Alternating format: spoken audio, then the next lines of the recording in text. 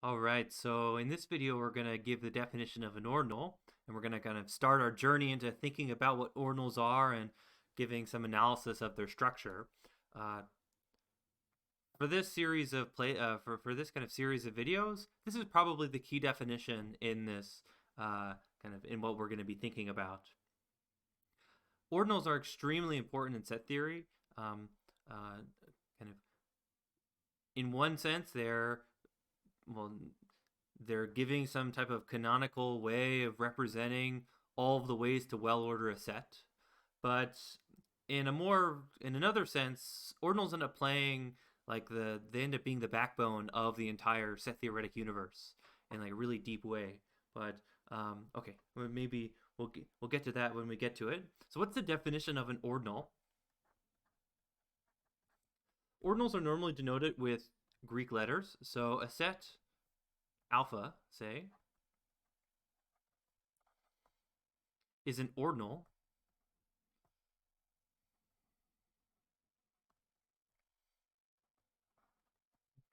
if and only if the following two things are true. Alpha is transitive. Alpha is a transitive set.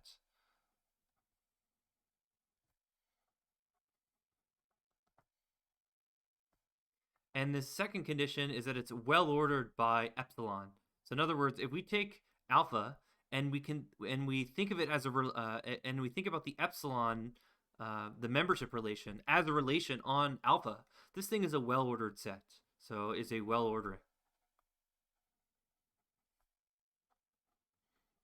Is a well ordering. Okay, so this is our, I guess, key definition. So this is our key definition. All right, so what are some examples of ordinals? And then what we'll do afterwards is we'll prove some nice characterization of what an ordinal is. It just makes it a little bit easier to check when something is an ordinal or not. So what are some examples? What are some examples of ordinals? Well, if you take any natural number, so again, for us, this natural number n, this is the set of all natural numbers that come before it. This thing is an ordinal. This thing ends up being an ordinal.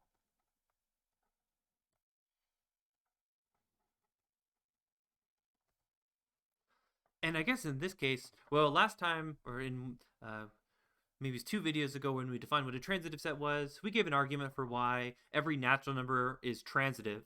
And well, why is the less than ordering for natural numbers ends up being membership? So why is it a well ordering? Well, it's because I guess there are finitely many elements in n. Well, another example of something that's an ordinal is omega. So omega is an ordinal.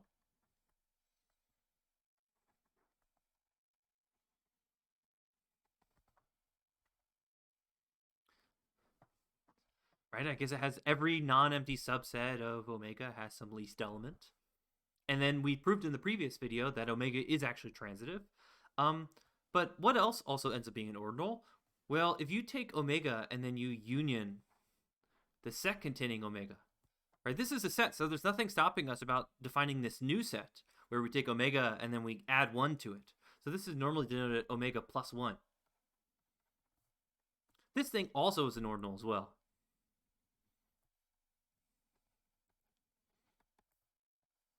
And maybe to give another reason for why these end up being ordinals is to just state this lemma that we're going to prove in a second that is, again, some nice way of checking when something is an ordinal or not. So what's the lemma? What's the lemma? So a set alpha is an ordinal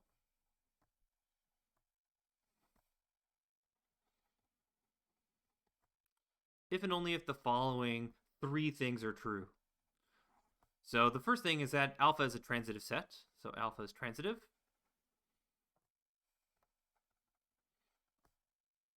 Not only is alpha transitive, we want all of alpha's elements to be transitive. So in other words, for every beta in alpha, beta is transitive.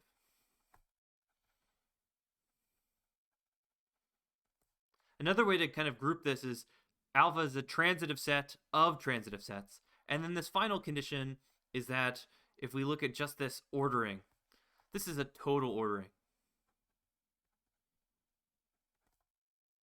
So in other words, if you take two elements, they're either equal or one is an element of the other or vice versa.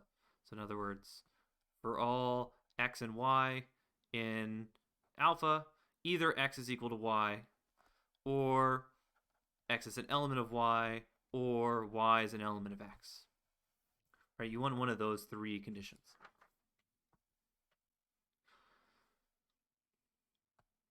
And okay, so we're going to be assuming this. So this lemma actually assumes the axiom of regularity. So just as what I think is interesting, and I think you can actually prove something a little bit stronger. Stronger in the not in the sense that it's like it's also equivalent, but I think you actually just need to show 1 and 2. So in other words, you can prove that if you have a transitive set of transitive sets, then it's actually an ordinal. So you'd really technically only need to show 1 and 2. But we'll stick with the third one.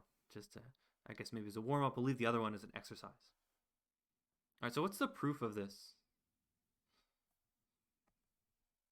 What's the proof of this? Actually, before we start that, maybe let's assume that we have this lemma. Why does the why does say this omega plus 1? Why does that end up being an ordinal? Well, this thing is transitive, right? Because we proved the last time that if we took a transitive set and then kind of added 1, we got another transitive set. And also, all of its elements are transitive, right? Omega is transitive, and all the natural numbers are transitive. And further, the ordering that's kind of given on this thing is going to be total, right? What is the ordering going to be for this? Well, we have 0. That's going to be an element of 1. It's going to be an element of 2, an element of 3. This is going to keep on going. For any single natural number is going to keep on going. Well, then we kind of have omega just appearing at the end. Right? Omega ends up being like the biggest element of this set omega plus 1. But we're just tacking on something to the end of an already we're just tacking on something to the end of an already total ordering, so it's going to remain total. So omega plus 1 or omega union set containing omega, this is going to be an ordinal using these three conditions right here. All right, so what's the proof of this? How does this go?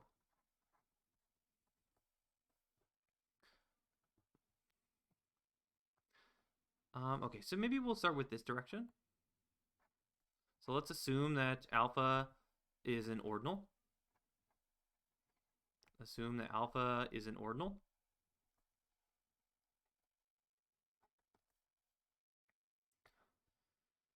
And, well, I think the only thing we really need to show in this case is 2, right? 1 and 3 are free, right? We get this 3 because we're assuming that this relation is actually a well-ordering. We're assuming that alpha is well-ordered by epsilon. And then, well, it's transitive by definition. So we just need to check 2. So we only need to check 2. Enough to show that 2 is true, or that 2 holds. All right, so how do we do this? Well, let's fix some element of beta. Or fix some element beta that's in alpha. And well, we need to show that beta is transitive. So what's our goal? We need to be a little bit careful here. We need to show that beta is transitive.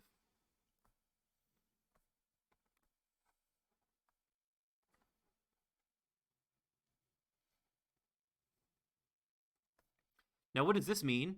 This means that if we take an element of beta, it's a subset of beta. So in other words,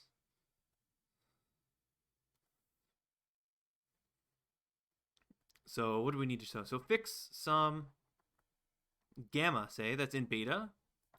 And our goal is to show that this thing's a subset of beta. So our new goal, I guess, is to show that gamma is a subset of beta. All right, so let's maybe let's maybe try to do this directly. Maybe we'll pick some like theta that's in gamma. So fix some theta, say, that's in gamma. Now, what can we do with this? Well,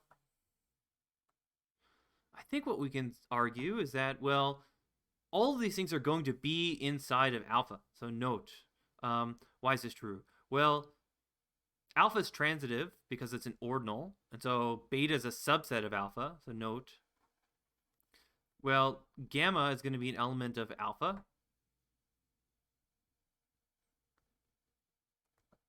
And then also theta is going to be an element of alpha as well. So, and theta is going to be an element of alpha as well. Why? Well, gamma is going to be an element of alpha because beta is a subset of alpha, and well, gamma is in beta. But then you can perform the same argument with theta and gamma to argue that theta is an alpha as well. So what do we have? We have the following thing. So therefore, or maybe I'll say so. If we consider this 3-element set, so maybe theta, gamma, beta, this is a subset of alpha. This whole thing's a subset of alpha. And, well, what do we have? Well, we have, and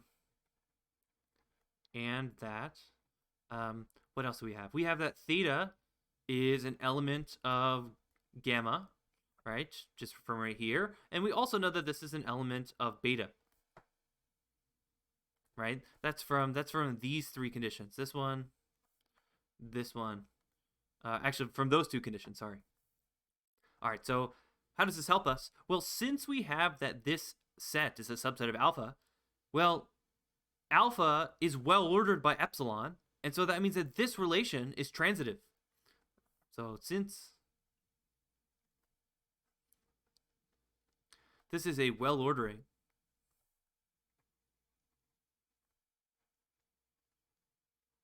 well, epsilon is a transitive relation. Epsilon is transitive. I guess maybe on alpha. And so what we can say is that, well, since theta is an element of gamma, is an element of beta, and they're all elements of alpha, so what we get is that theta is an element of beta. So theta is an element of beta. But this is what we wanted to show, right? Our goal here was to prove that if we took some element of gamma, it was an element of beta. So this is what we wanted to prove. Okay, so what did we just argue? We just argued that every element of alpha is transitive. So every element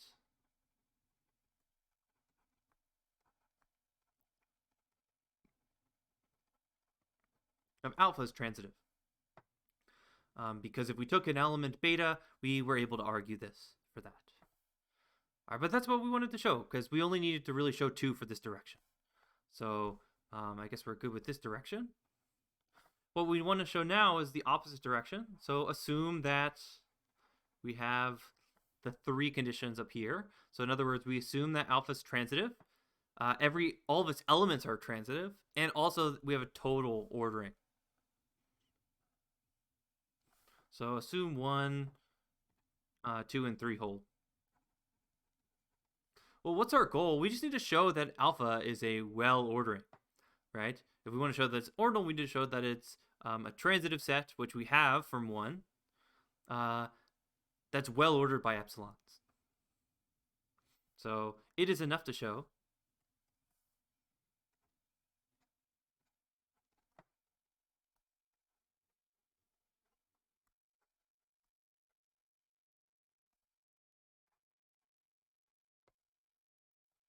that alpha, so this ordering is a well ordering. So is a well ordering.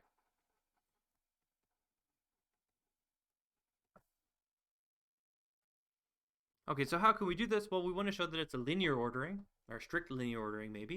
And then all of its elements have epsilon least members. Or all of its non-empty subsets have epsilon least members. All of its, I think I said that right. All of its non-empty subsets have epsilon least members. Okay. So the first thing we maybe want to check, right? Maybe the first thing we want to check is that it's transitive. So we need to check that this is transitive.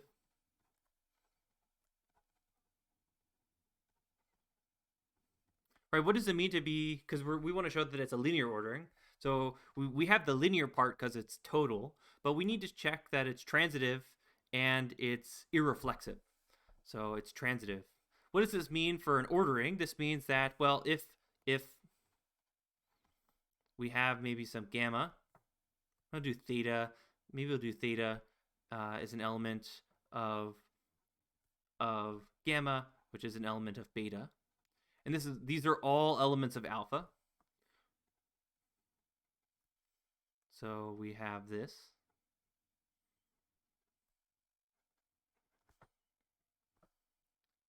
So we want to show that this ordering is a well ordering, and we're assuming that alpha is transitive, all of its elements are transitive, and this ordering is total.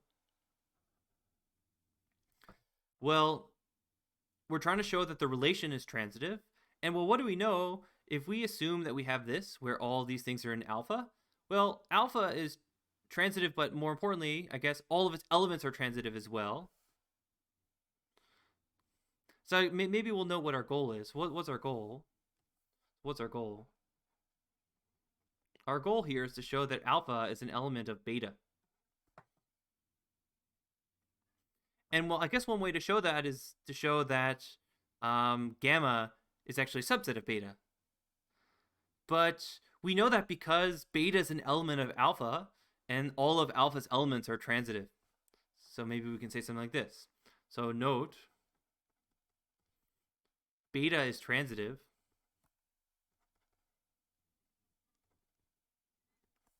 Well, since it's an element of alpha. So since, and maybe this is by number 2, right? By 2.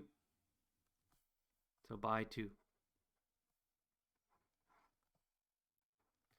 I say by 2, since beta is an element of alpha. But what does this tell us? Well, since gamma is an element of beta, we know then that gamma is a subset of beta. Since gamma is an element of beta, we have then, because beta is transitive, we have that gamma is a subset of beta. But, well, we know that theta is an element of gamma, which is a subset of beta, and so then we get that theta is an element of beta. So theta is an element of beta. By definition, maybe of subset. By definition of subset. Okay. But I think that's what we wanted to show, right? We wanted to show that this relation is transitive, not the set is transitive, that this relation, this epsilon relation is transitive on alpha, I guess. And well, this is what we'd have to show. If we took 3 elements, then we'd want to show in this case that theta is an element of beta. Okay, so we checked that this ordering is actually a transitive ordering.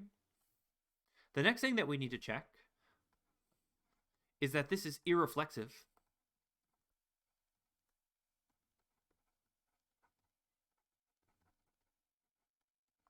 That's kind of the next thing that we'd want to check if we're trying to show that this is a strict linear ordering. And then we have to show that every non-empty subset has a least element. Well, why is this true? What does it mean to be irreflexive? It would mean that, like, maybe for every single x in alpha, x is not an element of itself. But this is true precisely because of the axiom of foundation or regularity. So this follows. This follows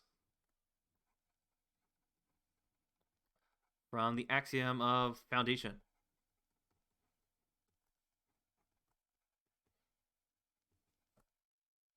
Right? By a foundation, no set can be an element of itself.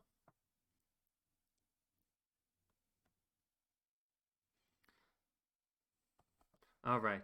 And then the last thing what we'd want, I guess, is that it's total, right? In order to be a strict linear ordering, but we know this already. So why is this total? Well, this is given to us. So this is given.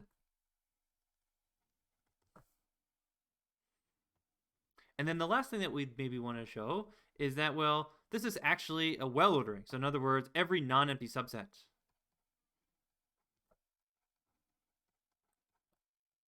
maybe S has a epsilon least element. has an epsilon least element.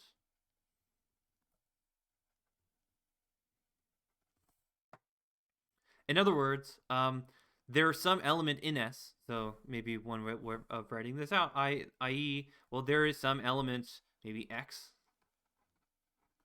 in S, such that for everything else that's in S, there is nothing less than it. So for everything else, it's not the case that we have this. But this is also just following from foundation. So this follows from foundation. So this follows. This also follows.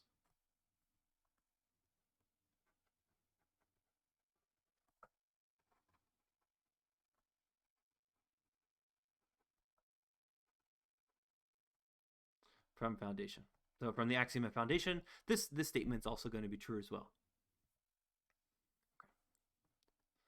But I think that's it. I think that's what we wanted to show, right? We just showed that if we had 1, 2, and 3 holding, we just argued that that alpha is an ordinal, right? Because we checked kind of that this ordering is well ordering, and we're assuming that it's transitive by 1. Okay. So this is I guess the end of our lemma. Maybe another lemma, and something that's maybe can be thought of as a corollary to this, is that if you have an ordinal, maybe beta, well, all of its elements are also ordinals. So what's a lemma? What's another lemma that we can say from this? So lemma / corollary is that suppose that beta is an ordinal. Actually, maybe before I state this, I'll give a definition that's going to be used all the time. Instead of you writing epsilon, normally for ordinals, we write just less than instead of epsilon. So given ordinals,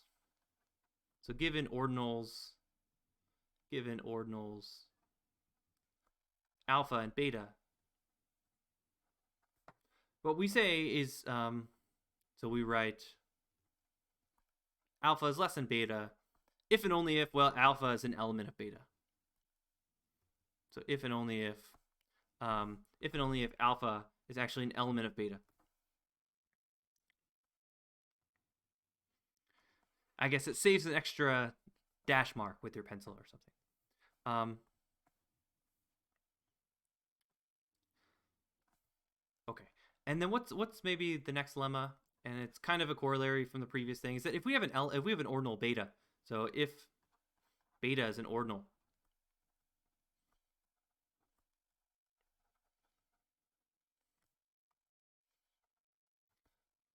then actually all of its elements are ordinals as well. Then for every alpha in beta, well, alpha is an ordinal. Alpha is an ordinal. And then what's the proof of this? Well, we can fix some alpha that's in beta. Well, we can just check these 3 properties. So in other words, well, the first one, we want to check that it's a transitive set, that all of its elements are transitive, and that this epsilon ordering is total. So this first thing is that why is alpha a transitive set? Right, this would be the first thing that we'd want to check. Well, since beta is an ordinal by this previous lemma, we just proved that if we have an ordinal, all of its elements are transitive. So why is it transitive? Well, since beta is an ordinal. Since beta is an ordinal, all of its elements are transitive sets. Is an ordinal.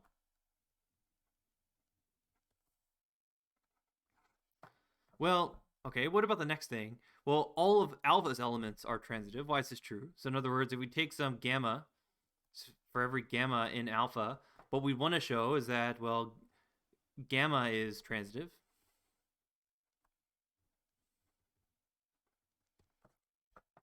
Well, why is this true? Well, it's also because beta is an ordinal. In other words, well, beta is transitive. So if we take some gamma that's in alpha, alpha is a subset of beta because beta is transitive. Why is this true? Why Why is this true? Well, we know that alpha is a subset of beta, and so this implies that gamma is going to be in beta, but just like before, all of beta's elements are transitive, and so that would mean that gamma is transitive as well.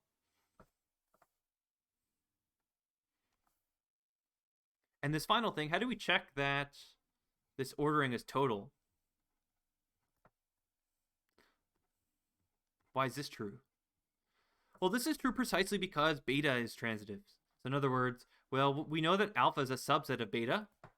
And so what we can do is just think about, well, what do we know? We know that this ordering, beta with the membership relation, we know that this thing is total. And so if we take a total ordering and restrict it to a subset of the kind of original set, so we take beta and restrict it to all the elements of alpha, and just look at this new kind of induced ordering, this ordering is also going to be total. So maybe it says it follows since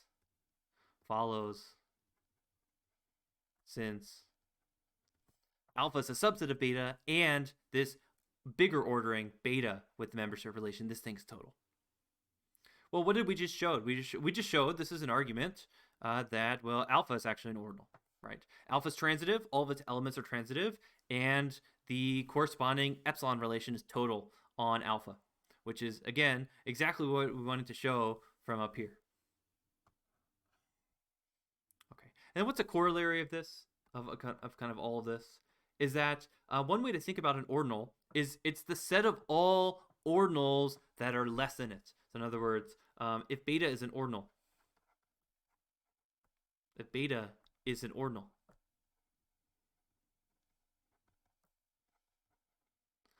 then beta is actually equal to the set of all alpha, such that alpha is an ordinal,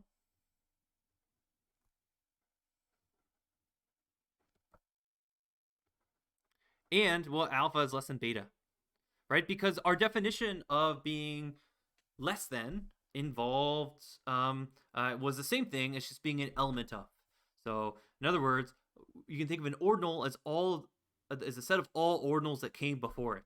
And this is very, very, well, this is kind of supposed to line up exactly with this thing that happened with the natural numbers. Remember, the natural number, say n, was equal to all of the natural numbers that came before it. And that's exactly what's happening here. Well, all the ordinals, so an ordinal is just the set of all the ordinals that came before it. And what's the proof of this?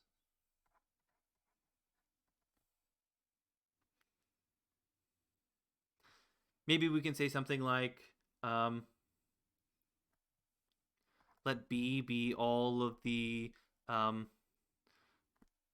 so maybe this be all the set. Maybe this is equal to all the elements of beta, so that alpha is an ordinal,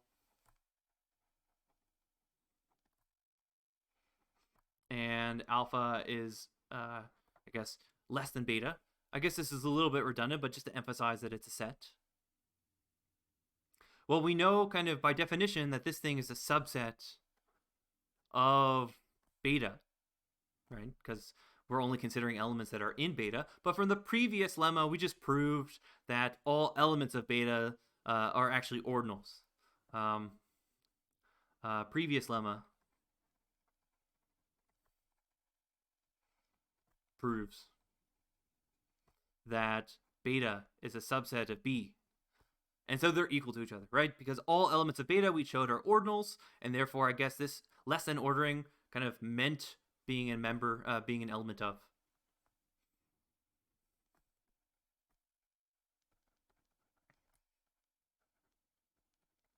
And I guess that's the proof of our corollary.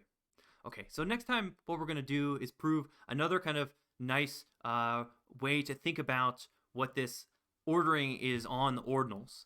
And what is that relationship going to be? Well, we've kind of given some definition of a strict ordering on the ordinals, right? So we've kind of given this definition of alpha being less than beta if and only if alpha is an element of beta. What we're going to do next time is prove, well, alpha is less than or equal to beta Well, okay, this is going to be less than this. This would be, I guess, if we use this definition, if it's either an element of or equal to. But very nicely, this is the same thing as saying that alpha is a subset of beta. So we'll do this next time. That being less than or equal to is just the same thing as subset.